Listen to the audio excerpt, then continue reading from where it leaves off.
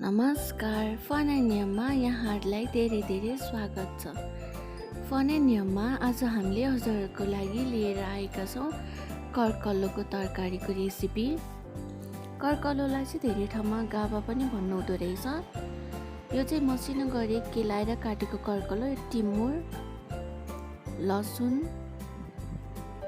खोर्सानीको धुलो, जिरा धनियाँको धुलो, बेसार, नुन, चना र तेल। अब हामी कुकरलाई बसाउँछौँ र कुकर तातिसकेपछि यसमा तेल हाल्छौँ।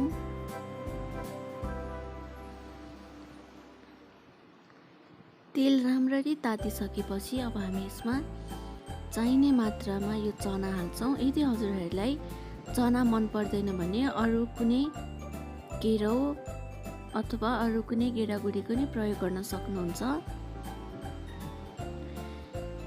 चनालाई चारैतर्फबाट चलाउनु पर्छ।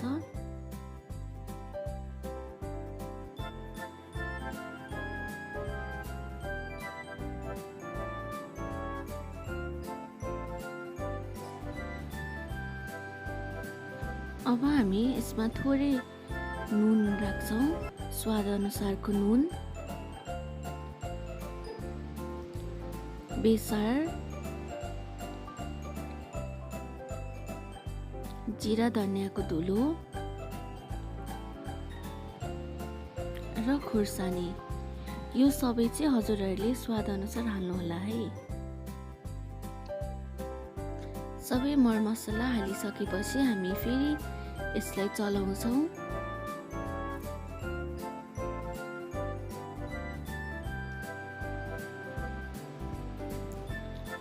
अब हामी यसमा अघि हामीले तयार गरेर राखेको यो कर्कलोलाई हाल्दैछौँ।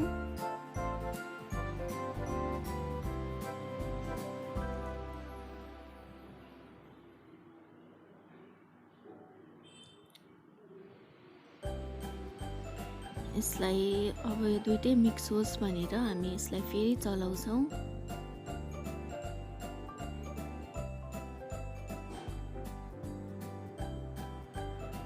सबैतिरबाट राम्ररी चलाएपछि मरमसला सबै ठाउँमा पुग्छ र बाँकी भएको कर्कलोलाई हामी फेरि एड गर्छौँ।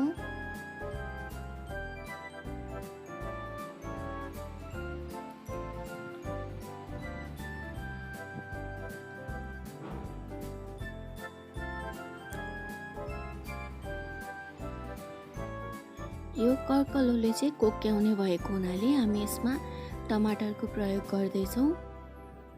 हजुरहरूलाई टमाटरको स्वाद मन पर्दैन भने लास्टमा कागतीको रस अथवा चुक अमिलो पनि प्रयोग गर्न सक्नुहुन्छ। अब हामी यसमा पानी हाल्छौँ र यसलाई राम्ररी चलाएर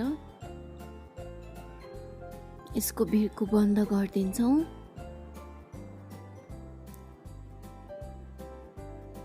यसलाई चाहिँ 2 देखि 3 सिटी लाग्नलाई छोडिदिन्छौँ र सिटी लागिसकेपछि हामी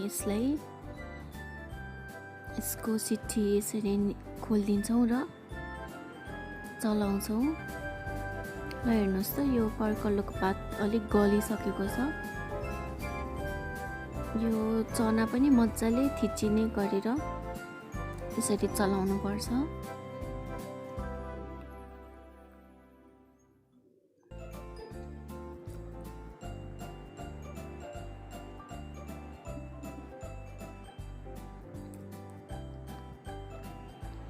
र यसलाई हामी एउटा भाँडामा खनाउँछौँ। भाँडामा खनाइसकेपछि अब हामी ग्यासमा अर्को एउटा प्यान बसाउँछौँ र प्यानमा चाहिँ लसुन र थोरै टिमुर राखेर यसरी तेलमा फ्राई गर्छौँ। यसलाई लसुन र टिमुरको चाहिँ हल्का कलर चेन्ज भएर हल्का ब्राउन कलर आएपछि चाहिँ हामी यसले यो कर्कलोको तरकारीलाई जान्छौँ। टिमुर हाल्नाले चाहिँ कर्कलोको स्वाद निकै मिठो आउँछ। ल हेर्नुहोस् त हाम्रो कर्कलोको तरकारी तयार भएको छ। हाम्रो भिडियो हेरिदिनु भएकोमा धेरै धेरै धन्यवाद। प्लिज लाइक, सेयर, सब्सक्राइब गर्दै गर्नुहोला है। नमस्कार।